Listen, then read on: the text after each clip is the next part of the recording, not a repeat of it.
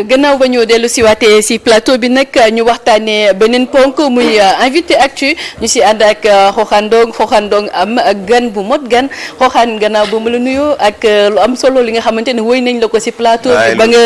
joxe li nekkoon si sa pochette bi yëpp xam naa boo paree nga lijjanti ndékki waaye ma bàyyi la nga nuyoo waaye nga dalalaale sa gan. Safiatou maa ngi lay fay bu baax. waaw ni ngeen ma tertoo tey neex na lool macha allah Yandé Codou moom. ñun séeréer yi dañ koy béggee bu baax a baax ma ci profito di rendre hommage sama yaay mère Kumba bëgg Yandé Codou la macha allah moom buy déglu Yandé Codou moom da ngay gis muy kii rek ndeysaan macha allah moo tax waa ji bi muy woy ndeysaan yóbbu na ma ko sore waaye c'est ça mais maa ngi lay ziar bu baax monsieur le maire yow tamit di nuyu sénégalais yi ñuy seetaan waaye di nuyu ak dalal suñu gan suñu gan tey nag mooy doyen Abdoulaye Fofana Seck di taskatu xabaar doon conseil spécial bi nga xam ne moo yor wàllum communication wu président de la fédération sénégalaise de football di Abdoulaye Fall ñu demoon nag ci Coupe d'Afrique bi donc daal di ñëw démb donc moo tax tey ñu dalal ko ngir waxtaanee lépp lu aju woon ci Coupe d'Afrique googu rawatina accueil bi nga xamante ni amal nañ ko démb jagleel ko gaynde yi ñu ngi lay dalal bu baax doyen. mais maa ngi lay fay Xoxaan kontaan loolu ci wuy si bi ma leen wuy si di nuyu nag ñi ma fekk ci plateau bi Seydina Omar Ba que je suis avec beaucoup de plaisir. merci beaucoup ak suma jarbaat nag Safiatou Cissé nga xam ne wax dëgg yàlla namoon naa ko lool. maa la raw lu bëri ndax wax dëgg yàlla moom vraiment laf cet mi ngi ci yoon daal. kon nag wax dëgg yàlla nit bu nekkee ci yoon. da nga koy ñaanal yàlla rek di koy ñaax waaye loo ci yokk rek day nekk cat. kon vraiment kontaan naa loolu ci gise bi. wolof yi nag wolof laay làkk. dañ ne nagu saara ci toolu saara. c'est-à-dire. kon ñunu neen la. parce que comme dama bokk ci kër gi. wuy si leen wax dëgg yàlla dama ciy kontaan mais nag. di wax ne dund nañu weer ci kàttanu suñu borom fële ci Maroc. fële ci Maroc weer la boo xam ne nag sedd ak taw la dëkkee woon wante lépp nag ñu def ko bànneex ba pare dund ko dund bu rafet ndax dañoo nekkoon di gunge ay xale yoo xam ne seen Pastef seen jom seen fayda seen engagement seen détermination ak seen yaru ak seen diine ak seen yiw foo ko nattawee su na ko dara feesul sama bët li may wax nii moom laa gis su ma ko gisuloon du ma ko wax ndax tey ñii di jouer ci équipe nationale bi samay doom lañu sama ay jarbaat lañu. d'accord kon li ñuy wax nii lu wér la loo xam ne mënuñu lu dul bu ñu gisee tey accueil bu mel nii Sénégal yëpp génn dañuy wax ne xale yi nga xam ne tey ñoo am ndam def jaloore bu mag dëkk bi ñu dëkk ak ñoom weer di leen gis di leen gunge di saafonteeg ñoom li ñu def bettuñu. d'accord dinañ ñëwaat ci séjour bi en tant que tel mais laata loolu wax nga ko démb am na benn accueil en tout cas triomphal boo xam ne askan wu Sénégal jagleel nañ ko en tout cas Lions yi ak ñi nga xamante ni ñooy staff yi leen gunge woon ci compétition bi ñu demoon ba indi li nga xamante ni moo di ndam li laataa ñu ñëw ci accueil bi naka ngeen dalloo yéen li nga xamante ni mooy Coupe d'Afrique des Nations édition 2025 bi nga xamante ni équipe nationale bu Sénégal moo ko remporté. waaw xam nga mbir yi boo koy xool rek boo xamul taarixu football ci Sénégal dafay nekk maanaam lu mel ne dafa yomb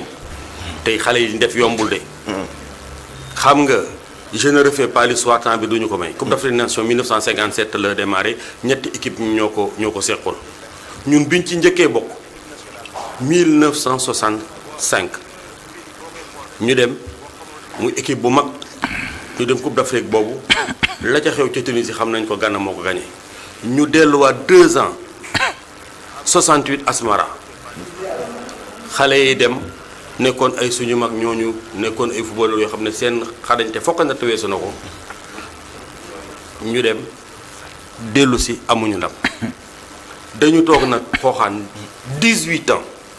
68 ba Caire 86 mënatuñu dem.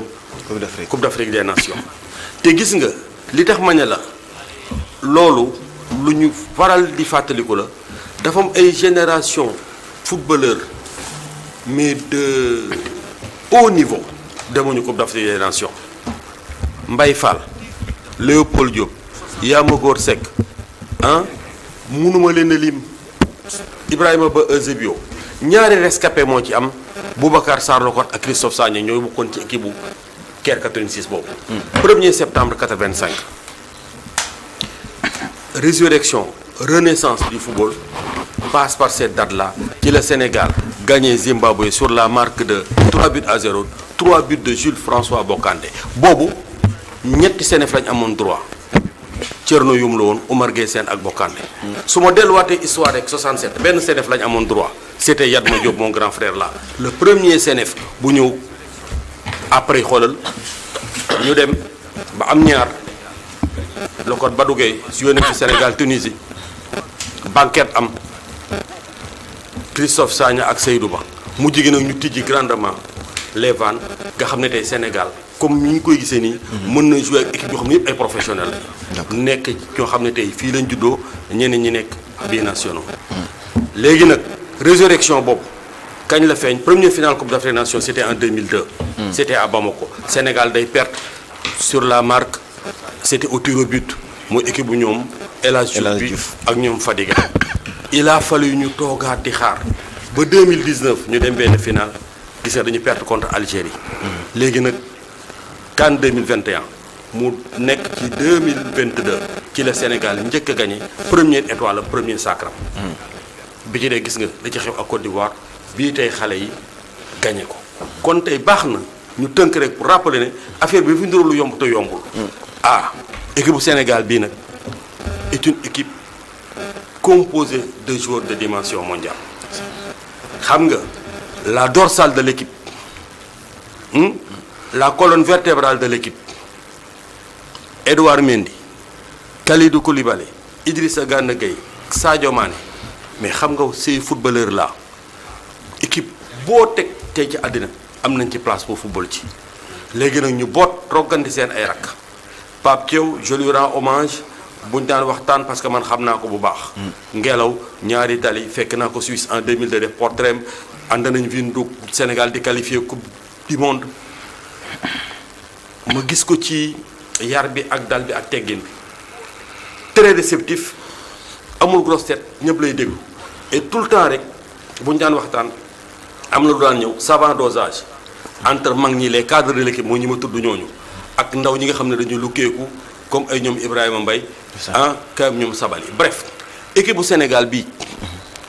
mën na lu ne Coupe d'Afrique bii mu gagné ñëpp kontaan ci ñëpp génn daf may fàttali ci kaw engagement bi ak fighting spirit bi man sama carrière reporter sportif télévision nationale li ma naan wax une équipe n'est pas une juxtaposition de grands noms c'est la conjugaison de l'effort des uns et des autres loolu nag moo indi lii tey dans un environnement boo xam ne ñun ñëpp dañ koy rafetlu ce fut un immense plaisir.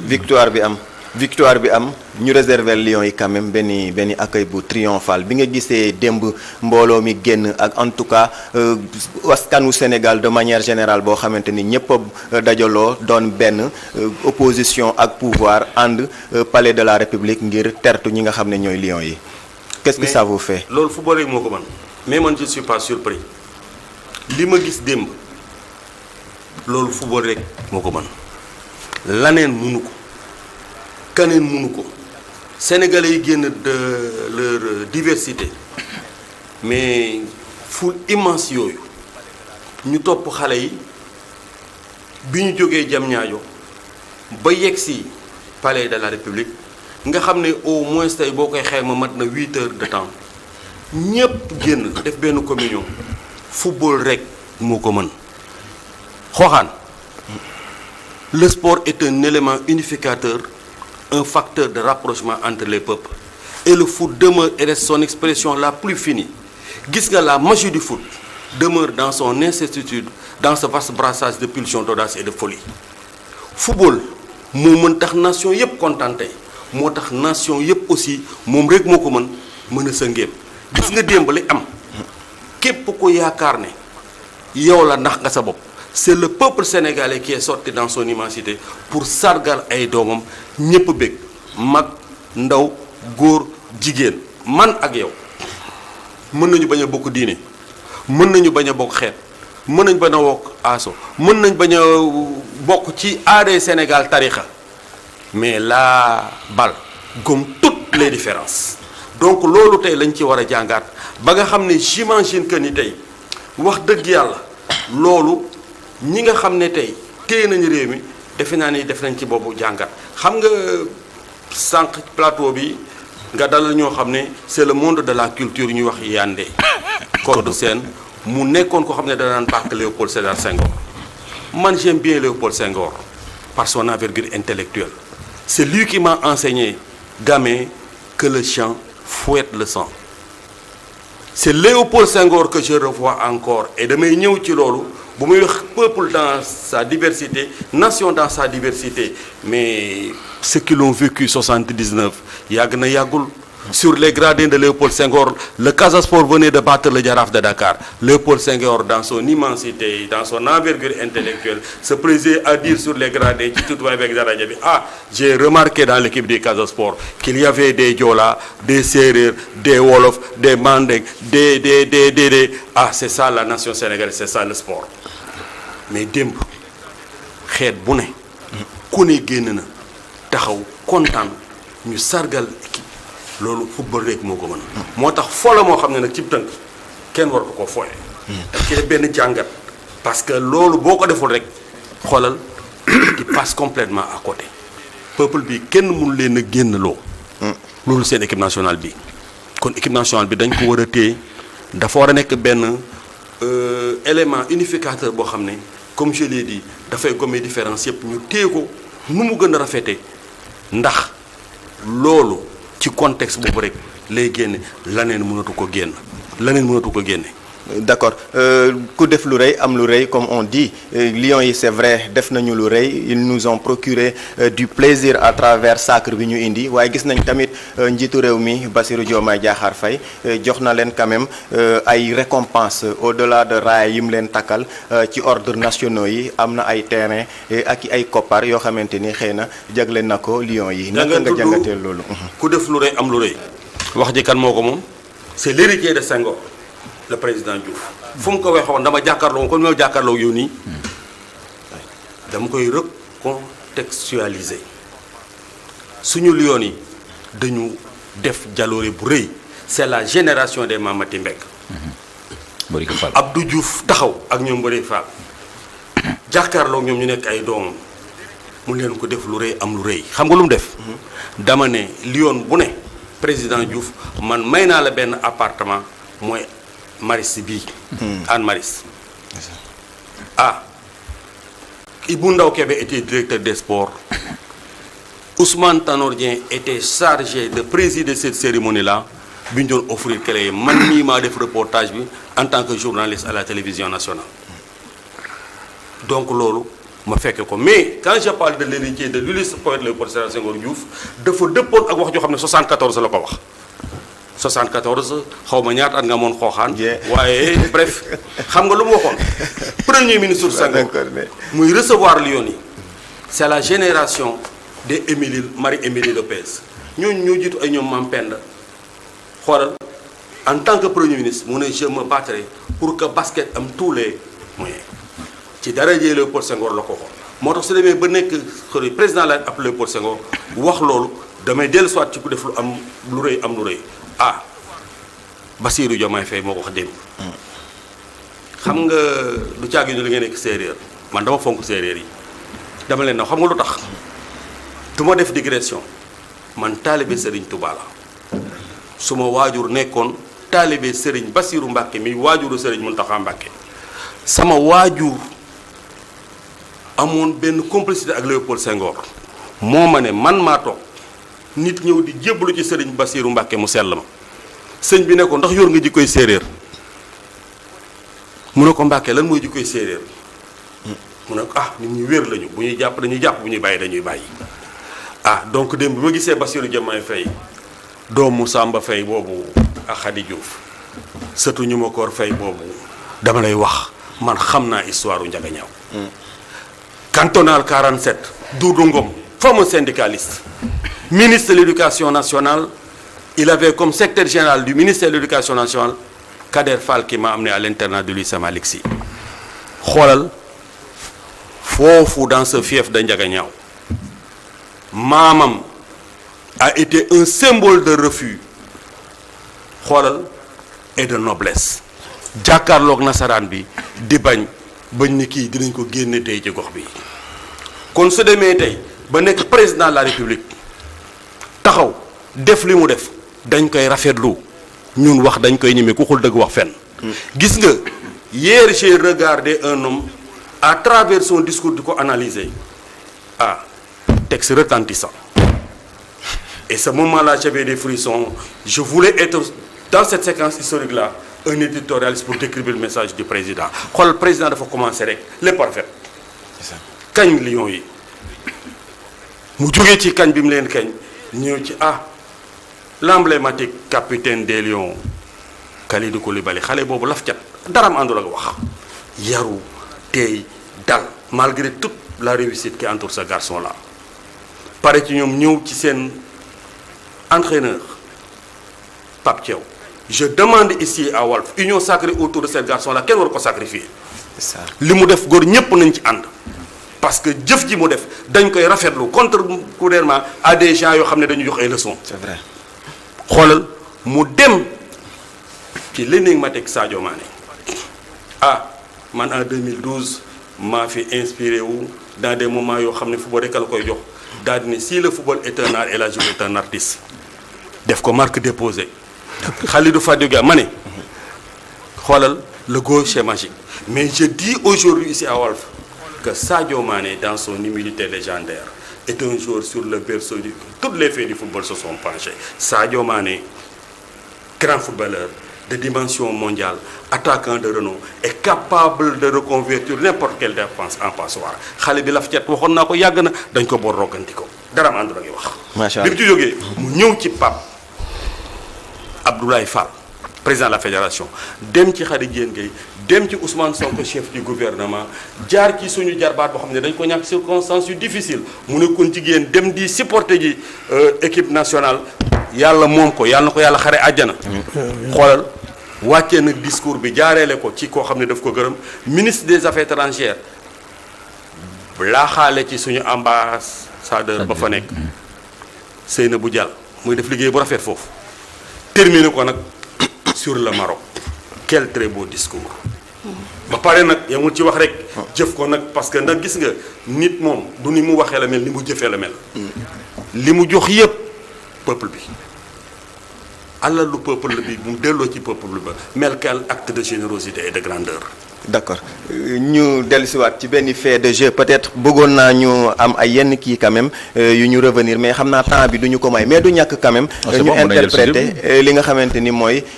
en tout cas cafouillage bi amoon ci finale bi autour de en tout cas penalty bi ñu accordé woon Maroc ba mu juróon coow ba entraîneur bi sax sakkoon ci joueurs yi ngir ñu quand même quitter terrain bi naka ngeen dundee moment boobu ce moment précis du match. xam nga.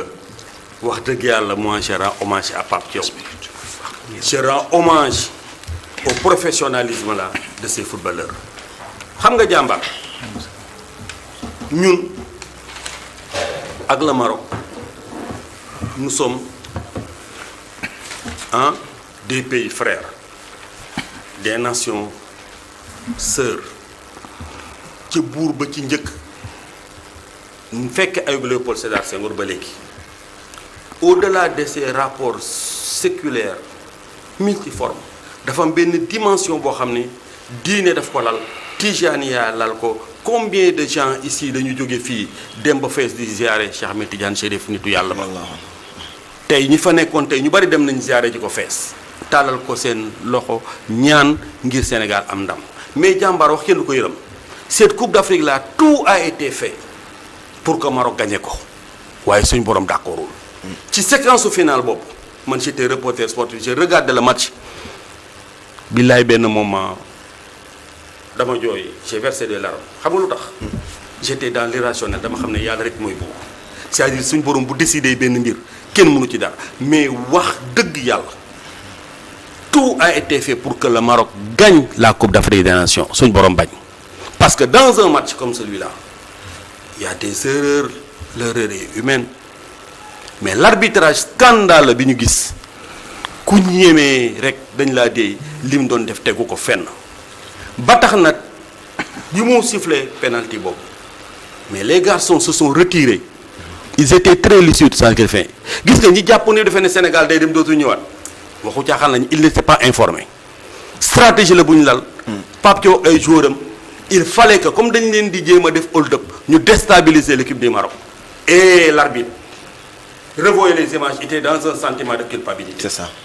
parce que xam ne li mu def nii jaadul jaaxle na defe ne gars yi dañuy dem gars yi du ñu woon dem fenn stratégie la ci biir stratégie léegi nag ñu delloo lépp ba pare nag je rends hommage à Edouard Mendy xam nga Edouard a hypnotisé a déstabilisé le tireur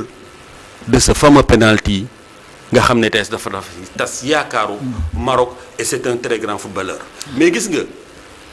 football des fois di nga vivre injustice mais gis nga suñ borom le maître du trône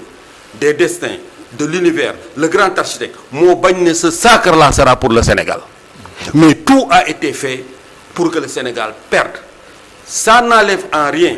l'hospitalité qui nous lie au peuple marocain des rapports séculaires mais dans le football su éthique amatul y a problème les gens ont résisté parce que wax dëgg yàlla liñ doon def sotti les garçons en ce moment se sont retirés se sont pas allés dans les vestiaires Sadio Mané a été ce très très très très grand leader xoolal ils sont revenus avec la conviction ferme que Edouard nee na bal bi dugg dama koy jàpp mu jàpp ko d'accord xëy na boros nga ko tuuti maanaam xaw nga ko laal tuuti sànq ci say kaddu ban message donné à ceux-là en tout cas ñi nga xamante ni ñoom ñooy addu surtout ci médias yi ci sujet concernant quand même Pape Thiaw ak polémique qui tourne autour de quand même décision boobu mu jëloon parce que quand même gis nañu yeneen médias yi ñu ngi def une campagne en tout cas disons mën nañ ko tuddee campagne de dénigrement sax alors dafay jaadu nag ñun ñi nga xam ne en tout cas ñun ñoo nekk en tout cas ay taskatu xabaar fii ci Sénégal ak en tout cas de manière générale ñi nga xam ne ñu ngi intervenir ci médias yi ñu mën a am quand même message boo xamante ni dañu koy xel di livrer ngir mën a protéger également ki nga xam ne mooy suñu entraîneur par en fait question de patriotisme da cee mujjee am en quelque sorte. union sacrée autour de Pape Thiaw wax kenn du ko yërëm xooxaan le reporter sportif est un passionné qui s'occupe d'un métier passionnant qui agit sur une matière passionnelle s'adressant à des téléspectateurs si je parle de télévision de lecteurs ou d'auditeurs bien souvent passionnés passion bu demee ci football dara amatu ci loolu mooy particularité am mooy singularité am ça déchaîne des fous kon tey je ne donne des leçons à personne gis nga wax dañ koy ñeme nous tous bloc presse toute la nation sénégalaise derrière cet homme-là on ne doit pas et on ne peut pas le sacrifier ak lépp lu mënti xew la décision là bi mu jël dañ ci ànd ak moom parce que dans les commentaires ku nekk ak la tax a jóg junju doy na borom xel match bi xam nga dafa am ay coïncidence heureuse Pape Thiaw première CAN mu dal ci xale yi di wax dal na ci de. dal na si mos. yegg si rek dal ci. dalu si ndànk sax. mbiru suñ borom la de Abdoulaye Fall août lañ ko fal nañ wax ji président de la fédération de football 6 mois mu dal ci. dal na si kay. dal na ci de. waaw Diomaye nag du 2024 lañ ko sax. dal na si moom tamit ñaareel mu dal ci jigu diwuñu réew mi gis nga bu ñu fontoo. ak ministre des sports. dama lay wax rek. bu ñu fontoo dama lay wax gis nga tombe moo war a tax ay gaaf ci aaday Sénégal kon nag tey en vérité li ñu war a def préserver cet environnement là te gis nga action réaction lu mu leen jaral dinañu ko jaral parce que tëdduñu nelaw. D'accord. man je parle au nom du président de la fédération sénégalaise de football jël nañ suñu matukaay taxaw nañu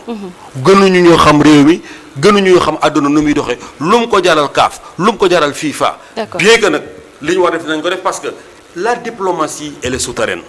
man modeste serviteur jàkkaarloo yéen nii wax dëgg yàlla je n'en tire aucune gloire la ma ca mën yëpp ak ñeneenu doomu Sénégal yu mel ne man ci diplomatie souterraine ña ngi koy dox di ko wax. d'accord parce que affaire nag du lu ñu étaler sur la place publique. dëgg mais bu caaxaan weesoo dëgg des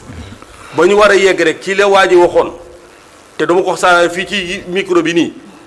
jël nañ suñu matukaay ba mat sëkk. d'accord ndax nag booy xool en Afrique les Nigérians les Camerounais beaucoup de trucs se sont levés ils ont pris co et fesses pour le Sénégal. d'accord kon am nag na solo duñ ci wéet. mais nous sommes prêts dossier contre dossier la bataille contre bataille sëriñ bi ce pays de Léopold Senghor de Kéba Mbaye de Lamine Diack des icônes du sport mondial de Leyti Kama mais xoolal am nañu pexe yi dinañ ko def li ñuy gënal nag mooy dara du yàq suñu diggante ak suñu doomu ndey yooyu suñu doomu baay. dëgg la ñu ngi lay jaajëfal bu baax a baax donc ñu amoon mbégte bu baax dalal la muy Abdoulaye Fofana Seck di taskatu xabaar doon conseil spécial ki nga xam ne mooy jiite fédération sénégalaise de football di Abdoulaye Fall di koy gunge ci wàllu communication ñu ngi lay jaajëfal bu baax. jërë ngeen jëf ñuy jërëmaat peuple victoire peuple bi la man je suis très attaché au peuple sénégalais un grand pays un grand peuple un peuple attachant. Le Sénégal a une histoire et on l'a démontré hier. Quelles que puissent être nos différences, nos dissensions, nos divergences, nous sommes un très grand pays. Gis nga le Sénégal est un don de Dieu et sur tous les plans, géographiquement parlant, le nez xoolal du continent africain, à quelques heures des États-Unis, à quelques heures de l'Europe. C'est dans ce pays-là dont la capitale et la Dakar, la presqu'île du Cap-Vert, 1442. Denis Diaz a mis les pieds ici, dans le Cap-Vert. Les Portugais, les Hollandais, les Anglais ont devancé la France qui nous a colonisés. 1658 par Saint-Louis. d'accord. merci beaucoup. am na solo xam naa ne waxtu bi moo ñu xocc rek na te Mademba Ramata mu ngi ñuy xaar mais Abdoulaye Fofana Seck li mu wax dafa am solo te ñu ngi koy rappeler si réseaux sociaux yi chaque jour moom la ñuy commentaire mooy on nous tue mais on ne nous déshonore pas mu doon message bu am solo si même lancé bi la ñuy des nag dem waxtaanee li nga xamante ne moo di communiqué yi nga xamante ne CAF jël na ko ak FIFA génn na ko également ak ndogal yi nga xamante ne nag moom lañ nam ma teg loolu lañ nar a waxtaanee ànd si ak ki nga xamante ne moo di Mademba Ramata Dia.